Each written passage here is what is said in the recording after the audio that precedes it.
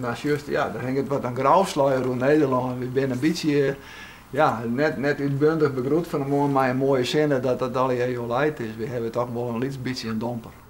Beste mensen, ik heb geen goed nieuws. Wij kunnen op dit moment geen tocht uitschrijven. Van Friesland, zoals juist, dan doet me dat echt wel wat. Net omdat ik een Fries hier in de zin ben, maar aan de andere kant ook, ja, hoe mag ik dat zeggen? We leven hier in Mallekoor in zo'n prachtige provincie en we hebben het hier zo goed. Dan zie je de ellende die door het jaar komt. En dan hebben we toen een Elfstedentocht. Ik ga straks even naar mijn huisclubje.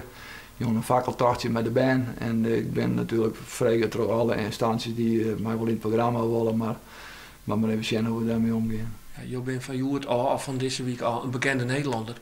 Ja, goed, zo viel ik dat zelf net. Ik zal herkend worden, maar dat waar ik overigens ik wel. En ik kan er wel mee omgaan, hoop ik. Ik wil maar gewoon Jan en dan blijf ik bij mezelf en dat is het best.